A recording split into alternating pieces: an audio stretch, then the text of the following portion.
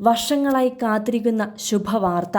അതായിരുന്നു സുരേഷ് ഗോപിയുടെ ജനപ്രതിനിധിയായുള്ള അധികാരമേൽക്കൽ. മൂത്ത മകൾ ഭാഗ്യയുടെ വിവാഹം പോലെ തന്നെ പ്രിയപ്പെട്ടവരെല്ലാം കാത്തിരുന്ന വിശേഷമായിരുന്നു അത്. അതാണ് ഞായറാഴ്ച നടക്കാൻ പോകുന്ന സത്യപ്രതിജ്ഞ ചടങ്ങും.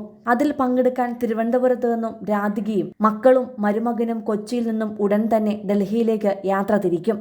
എന്നാൽ ആ ചടങ്ങ് കാണുവാൻ ഒരാൾ മാത്രം ഉണ്ടാകില്ല. സുരേഷ് ഗോപിയുടെയും രാധികയുടെയും ഇളയ മകൾ ഭാവനി സുരേഷ്. കാനഡയിലെ പഠനത്തിരക്കിനിടയിൽ നിന്നും ചേച്ചിയുടെ കല്യാണം കൂടാനെത്തിയ ഭാവനി പിന്നാലെ പഠനത്തിരക്കിലേക്ക് തന്നെ തിരിച്ചു പോവുകയായിരുന്നു.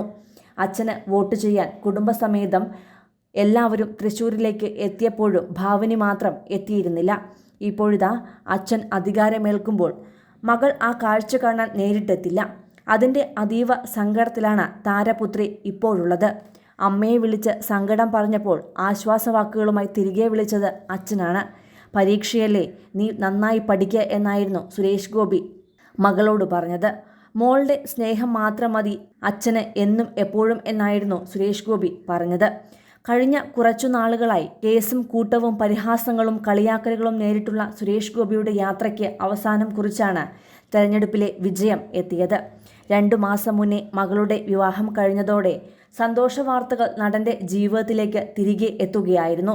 അനുമോദനങ്ങൾ ഏറ്റുവാങ്ങി ഇന്നലെ ഡൽഹിയിലേക്ക് പോയ സുരേഷ് ഗോപി ഇന്ന് പുലർച്ചെയാണ് തിരുവനന്തപുരത്തെ വീട്ടിലേക്ക് വിളിച്ച് കേന്ദ്രമന്ത്രിയായി ചുമതലയേൽക്കുന്നുവെന്ന അതീവ സന്തോഷകരമായ വാർത്ത അറിയിച്ചത്. പുലർച്ചെയെത്തിയ ഫോൺ കോൾ സ്വപ്നമാണോ യാഥാർത്ഥ്യമാണോ എന്ന സംശയത്തിലായിരുന്നു ആദ്യം രാധിക. പതുക്കെ ഭർത്താവിൻ്റെ ഫോൺ കോളിനോട് പ്രതികരിച്ച് വിളക്ക് കത്തിച്ച് പ്രാർത്ഥിക്കവേ വിളിച്ചത് തനിക്ക് ഏറ്റവും പ്രിയപ്പെട്ട ആറ്റുകാരമ്മയെ തന്നെയായിരുന്നു. മനസ്സുരുകി അമ്മയെ തൊഴുതു പ്രാർത്ഥിച്ചിറങ്ങിയ ശേഷമാണ് മക്കളെയും മരുമകൻ്റെ വീട്ടുകാരെയും ഈ വിവരം വിളിച്ച് അറിയിച്ചത്. മൂത്ത മകൻ ഗോകുലിൻ്റെ സിനിമ റിലീസുമായി ബന്ധപ്പെട്ട് മക്കളെല്ലാം കൊച്ചിയിലായിരുന്നു ഉണ്ടായിരുന്നത്.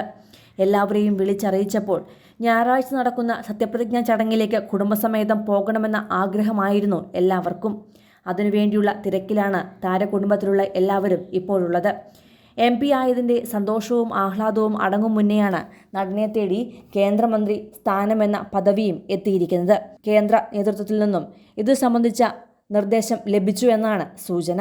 വലിയ ഈശ്വരവിശ്വാസിയായ അദ്ദേഹത്തെ തേടിയെത്തിയ ഭാഗ്യകടാക്ഷത്തിൽ മതിമറന്ന് ആഹ്ലാദിക്കുന്നതിനൊപ്പം ദൈവത്തിന്റെ അനുഗ്രഹം മാത്രമാണിതെന്നാണ് രാധികയും മക്കളും പറയുന്നത്. മാത്രമല്ല, ഇത്രയും കാലം സുരേഷ് ഏട്ടനെ പരിഹസിച്ചവർക്കും പുജിച്ചവർക്കുമുള്ള മധുര മറുപടിയാണിതെന്നും പ്രിയപ്പെട്ടവർ പറയുന്നു. കൂടുതൽ സിനിമ, സീരിയൽ, ചാനൽ വാർത്തകൾക്കും നിങ്ങളുടെ പ്രിയപ്പെട്ട താരങ്ങളുടെ എക്സ്ക്ലൂസീവ് അഭിമുഖങ്ങൾക്കുമായി സബ്സ്ക്രൈബ് ചെയ്യാൻ മറക്കല്ലേ.